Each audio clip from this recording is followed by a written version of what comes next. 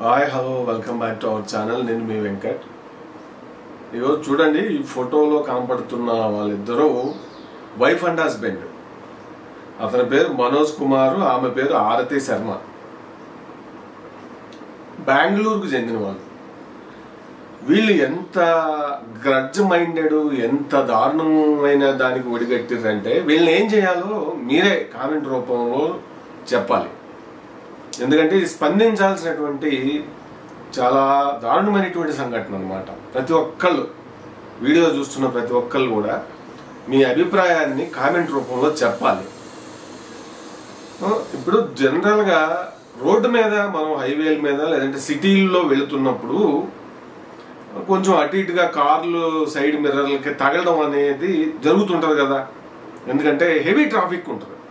అటు బెంగళూరు అయినా లేదంటే మన హైదరాబాద్ అయినా చెన్నై అయినా. ఎందుకంటే ఇవి సాఫ్ట్వేర్ అండ్ రియల్ ఎస్టేట్ హబ్బల్గా ఎమర్జ్ అయినాయి. మరి మైగ్రేషన్ ఎక్కువ ఉంటుంది, పాపులేషన్ ఎక్కువ ఉంటుంది, వెహికల్స్ ఎక్కువ. సో ఈ ఫోటోలో కనపడుతున్న వీళ్ళిద్దరూ కారులో వెళ్తుంటే దర్శన్ అండ్ వరుణ్ అనే వాళ్ళు బైక్ మీద వస్తున్నారు. దర్శన్ అనే అతను బైక్ డ్రైవింగ్ చేస్తూ వీళ్ళ కార్ని అట్లా దాటి వెళ్తున్నప్పుడు సైడ్గా ఆ మిర్రర్ ఉంటుంది కదా, ఆ మిర్రర్ తగిలిందంట. అదే మహాపాపం అయింది. దానికే వాళ్ళు ఎంతగా రియాక్ట్ అయ్యారంటే గొడవ జరిగిందట. గొడవ జరిగితే మాత్రం అతన్ని 2 కిలోమీటర్లు చేజ్ చేసి అతన్ని ఆ బైక్ ఏది ఆ మిర్రర్ తగిలినందుకు గాను మాట ఏదో జరిగినట్టుంది ఆ దర్శన్కి, ఈ కారు నడుపుతున్న దంపతులిద్దరికి. వీళ్ళిద్దరే ఉన్నారట కారులో, వైఫ్ అండ్ హస్బెండ్. ఆ మనోజ్ కుమార్, ఆరతి శర్మ. చూడండి వాళ్ళ ఫోటోలు, వాళ్ళ ముఖాలు చూస్తే ఎంతో సాఫ్ట్గా డీసెంట్గా డిగ్నిఫైడ్గా ఉన్నారు. కానీ వాళ్ళ మైండ్లు చాలా గ్రడ్జ్ మైండెడ్ రాక్షసులు. వేటాడి ఆ బైక్ అతన్ని చంపేశారు, వీళ్ళు గుద్ది చంపేశారు. మామూలుగా కూడా ఇంత దారుణంగా ఉంది వ్యవస్థ. అరే కారు సైడు మిర్రర్కి కొద్దిగా తగిలినందుకు దానికి అంత కక్ష కట్టుకొని అతన్ని 2 కిలోమీటర్ల వెంబడించి గుద్దేసి వెళ్ళిపోతే, దారుణంగా గుద్దేసి, అంటే వాళ్ళు అక్కడ అతన్ని ఇది చేయటమే ఇదిగా పెట్టుకున్నారు. అంటే అక్కడ ఎంత వాగ్వాదం జరిగిందో దానికి వీళ్ళు దారుణంగా రియాక్ట్ అయ్యారు, వైఫ్ అండ్ హస్బెండ్. అదే అర్థమవుతా ఉంది. అంటే ఒక మనిషి ప్రాణాలు వాళ్ళు జస్ట్ సైడ్ మిర్రర్ దానికి వాళ్ళు బలి తీసుకున్నారండి. వీళ్ళని ఏం చేయాలంటారు చెప్పండి. ఇప్పుడు ఇంత ట్రాఫిక్ పెరిగింది, వెహికల్స్ పెరిగినాయి, 2 వీలర్స్ పెరిగినాయి, 4 వీలర్స్ పెరిగినాయి. ఎక్కడన్నా సిగ్నల్ ఉంటే ఎంతో విపరీతమైనటువంటి ట్రాఫిక్ జామ్ అయిపోతా ఉంది. హైదరాబాదు, బెంగళూరు ఇంచుమించుకు ఒకే లెక్క ఉంటాయి ట్రాఫిక్లు. ఈ నెల 22వ తారీఖున జరిగింది ఇది బెంగళూరులో. లక్కీగా ఆ టైంలో వీళ్ళు గుద్దేసిన ఇవన్నీ కూడా సీసీ కెమెరాలో ఉండడం వల్ల వీళ్ళ ఇది బయటపడింది, వీళ్ళ దుర్మార్గం బయటపడింది అన్నట్టు. ఆ బైక్ వాళ్ళ పాపం అతను అక్కడ గుద్దేసి వాళ్ళు వెళ్ళిపోతే అక్కడ ఉన్న వాళ్ళు హాస్పిటల్లో జాయిన్ చేపిస్తే ట్రీట్మెంట్ జరిగింది. కానీ తలకి బాగా గాయాలైనాయి అనుకుంటా. వీళ్ళు అడ్డదిడ్డంగా గుద్ది పడేశారు కదా ఈ మనోజ్ కుమార్, అతని భార్య ఆరతి శర్మ. అంటే వాళ్ళ సైడ్ మిర్రర్ ఏదో అయినందుకు మరి వాళ్ళ మధ్య మాట ఏం జరిగి ఉండొచ్చు. ఎంత జరిగినా కూడా అసలు గుద్ది చంపేద్దామన్నటువంటి నిర్ణయం తీసుకోవటం అప్పటికప్పుడు వాళ్ళు స్వతహాగానే క్రిమినల్స్ అనిపిస్తున్నారు. ఆ క్రైమ్ మైండ్ సెట్, లేదంటే ఇప్పుడు అధికారంలో వాళ్ళ పార్టీ ఇది కూడా ఈ మధ్యకాలంలో ఎక్కువైపోయింది. పార్టీ రూలింగ్ పార్టీలో వాళ్ళు ఎవరైనా ఎంపీలు, ఎమ్మెల్యేలు, మినిస్టర్లు ఉంటే చూసుకుందాంలే, మనోళ్ళు ఉన్నారు కదా, ఏం కాదు, మనల్ని ఎవరు అరెస్ట్ చేయరు, మనం కేసులు మనల్ని ఎవరు ఏం పేకలేరు అనేటువంటి ఒక ధోరణి, నెగ్లిజెన్స్ రాజ్యాంగం పట్ల, వ్యవస్థల పట్ల కూడా ఇప్పుడు పొలిటికల్ లీడర్లు వాళ్ళని చూసుకొని వాళ్ళ బంధువులు కూడా కొన్ని చోట్ల కొంతమంది అట్లా విర్రవీగుతున్నారు. సో వీళ్ళని ఏం చేయాలో మీరు చెప్పండి. మనోజ్ కుమార్ని, ఆయన భార్య అయినటువంటి ఆరతి శర్మని. ఇప్పుడు దానికన్నా బుద్ధి ఉండాలిగా.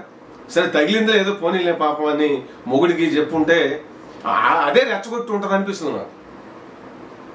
దారుణంగా ఇప్పుడు దర్శన్ అనే అతన్ని చంపేసింది, బలి తీసుకున్నారు ఇద్దరు. గుద్దేసి వెళ్ళిపోతే అక్కడ అతన్ని అక్కడ అటు పడిపోతే ఈ కారుకు సంబంధించిన విడిభాగాలు అయ్యో కొన్ని ఆడ పడిపోతే మళ్ళీ ముఖాలకి మాస్కులు అవి పెట్టుకొని వెళ్ళిపోయి అవి తెచ్చుకున్నారట ఈ కారులో మొగుడు బెళ్ళం. అతని ఫ్రెండ్ ఇద్దరు బైక్ మీద ఉన్న వాళ్ళు మెయిన్ దర్శనం బండి నడుపుతున్నాడు. అతన్ని గుద్దగానే కారు డాష్ ఇవ్వగానే పడిపోయి ఉంటాడు, తల పగిలినట్టుంది. అతని ఫ్రెండ్కి కూడా ఇంజురీ అయినాయి. తలకి బాగా గాయమైతే ఇంకా బీటీ రోడ్డు మీద బ్లాక్ ట్రంక్ రోడ్డు మీద ఎక్కడ పుట్టుకుమంటగా పాపం అతను ప్రాణం పోయింది.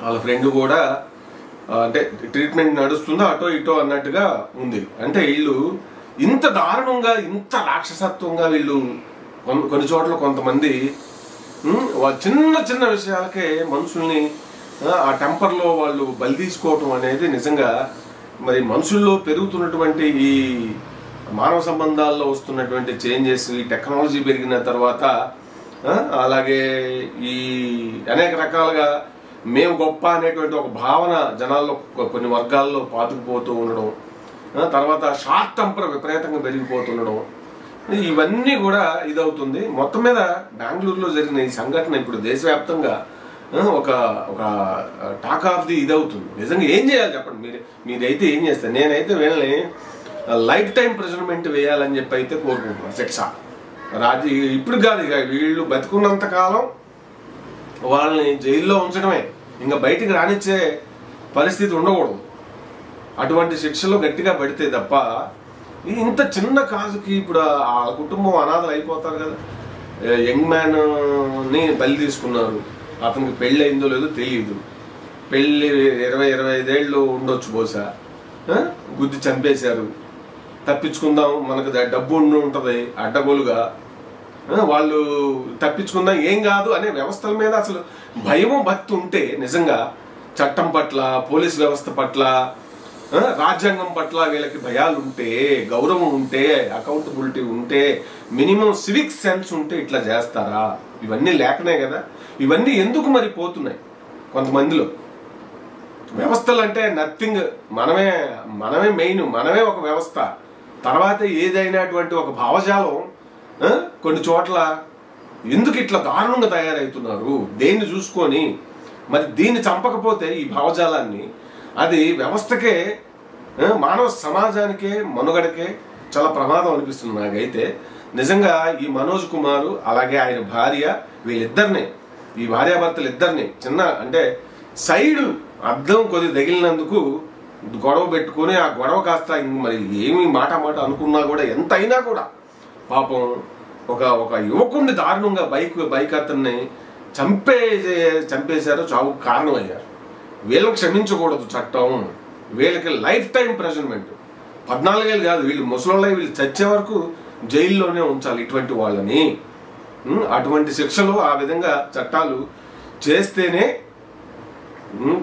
మనుషులు ఈ కొన్నిటి నుంచి చట్టం అంటే భయం, గౌరవం కూడా ఉండే పరిస్థితి ఉంటుంది. లేకపోతే ఇటువంటి వాళ్ళు అడ్డగోలుగా మనుషులు ప్రాణాలు అంటే భయం లేకుండా ఎదుటి వాళ్ళే తీసేద్దాం, వాళ్ళు అసలు మనుషులే కాదన్నట్టుగా బిహేవ్ చేయటం, ఈ తలలో ఒక రకమైనటువంటి పొగరు పెట్టుకొని ఉండడం కొంతమంది, అటువంటి వాళ్ళు చేస్తారు, మామూలు వాళ్ళు చేయరు. కాబట్టి వీళ్ళిద్దరికి కఠినంగా శిక్ష పడాలని అయితే నేను కోరుకుంటున్నా. అట్లాగే ఇటువంటి వాళ్ళకి ఏ విధమైనటువంటి శిక్షలు వేయాలి అనేది మీరు కామెంట్ల రూపంలో మీరు వ్యక్తపరచండి. అలాగే ఈ భార్యాభర్తల్ని ఏం చేయాల్సి, ఇటువంటి వాళ్ళు ఎక్కువైపోతున్నారు. మరి మీ కామెంట్ చేయండి, నచ్చితే మరి షేర్ చేయండి. Thanks for watching my video.